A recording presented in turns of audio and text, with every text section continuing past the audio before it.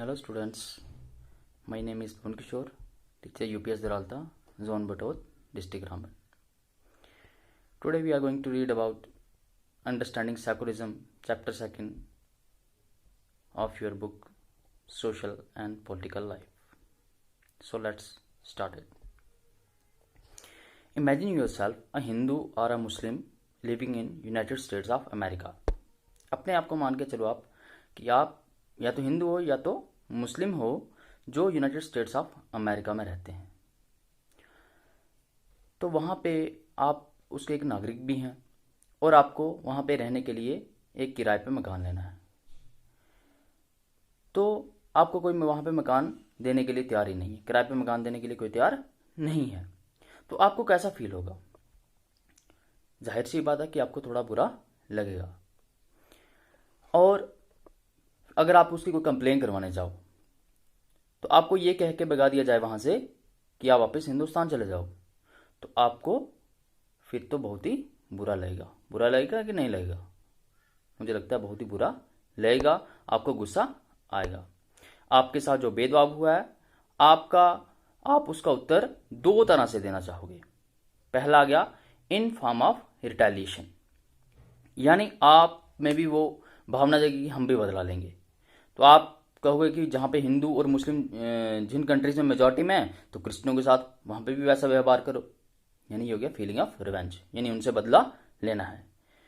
दूसरा आप तरीका निकाल सकते हो नो डिस्क्रिमिनेशन शुड एग्जिस्ट, यानी दूसरा तरीका आपका ये होगा कि किसी भी तरह का कोई भी भेदभाव नहीं होना चाहिए। आप इसके लिए फाइट करोगे कि धर्म के प्रति या जाति के प्रति किसी के साथ भी किसी भी तरह का कोई भेदभाव ना हो। तो अगर और जो डोमिनेशन है, मेजॉरिटी जो ग्रुप है, मेजॉरिटी में जो रिलीजन है उसका जो डोमिनेशन है वो खत्म हो, धर्म के आधार पर जो डोमिनेशन है वो खत्म हो। This is the essence of secularism. यही एक निष्कर्ष निकलता है सेकुलरिज्म का, यानी किसी के साथ किसी भी तरह का कोई भेदभाव नहीं, चाहे वो किसी भी धर्म किसी भी जाति का हो। हमें वर्ल्ड में बहुत सी इस तरह की एग्जाम्पल मिल जाती हैं जो मतलब माइनॉरिटीज में हैं, उनके साथ उनके ऊपर जो अत्याचार हुए हैं। वर्ल्ड की ऐसी एग्जाम्पल डिस्क्रिमिनेशन को लेके, एक्सक्लूजन को लेके, परसिक्यूशन को लेके। डिस्क्रिमिनेशन होता है भेदभाव, एक्सक्लूजन होता है बहिष्कार, और परसिक्यूशन का मतलब हो गया अत्याचार करना। तो पहले ही हम एग्जाम्पल लेते हैं डिस्क्रिमिनेशन की।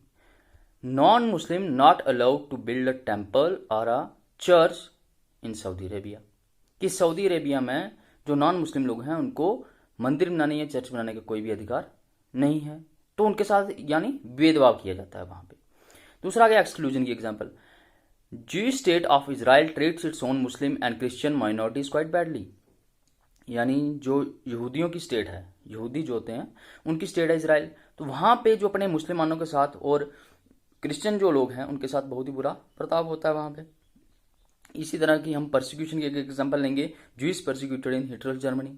तो जो हिटलर था, आपने काफी नाम सुना होगा उसका, जर्मनी का हिटलर, उस वहां पे यहूदियों पे काफी अत्याचार हुए।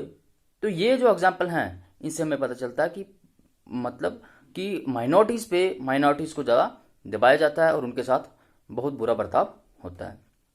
तो अब हम करेंगे व्हाट इज सेकुलरिज्म। सेकुलरिज्म क्या है?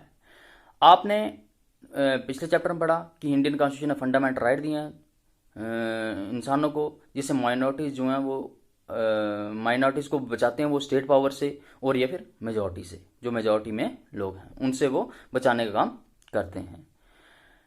Individual have freedom to live by their religious belief and practice as they interpret this. तो इंडिविजुअल सेकुलरिज्म का मतलब क्या हो गया कि इंडिविजुअल को पूरी आजादी है कि वो किसी भी धर्म को अपनाना चाहे, किसी भी धर्म का प्रचार करना चाहे, जिस धर्म को वो चाहता है वो धर्म अपना सकता है। Separate power of religion and power of state.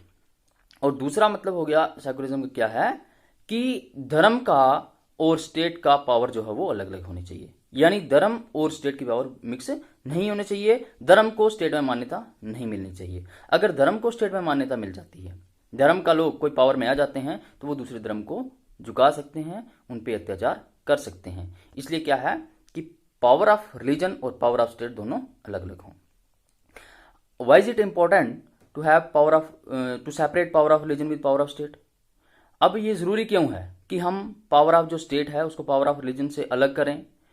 तो इसके कुछ कारण हैं जिनके बारे में हम जानेंगे। Individual sorry separation is important in order to protect minorities, यानी सेपरेशन जरूरी है किसके लिए, कि हम माइनॉरिटीज को बचा सकें।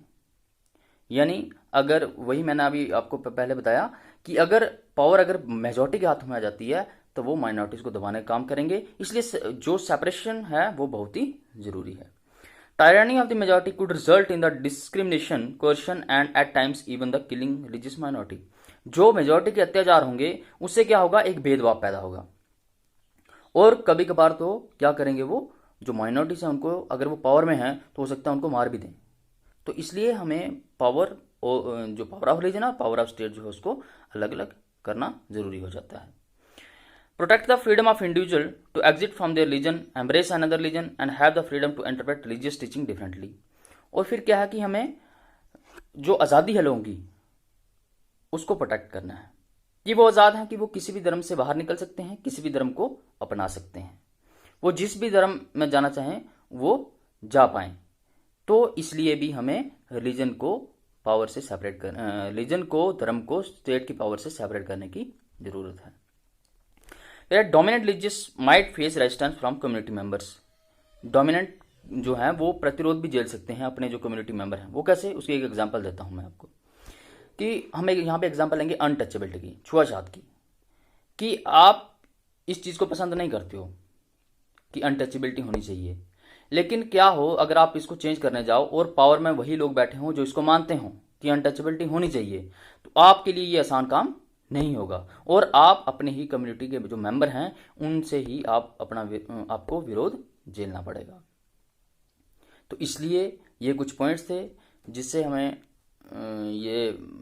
जिस कारण हमें पता चलता है कि धर्म और जो पावर है स्टेट की वो क्यों अलग अलग होनी चाहिए। तो बच्चों ये था हमारा पार्ट 1 वीडियो अंडरस्टैंडिंग सेकुलरिज्म का। पार्ट 2 वीडियो आपके सामने जल्दी आएगा। धन्यवाद।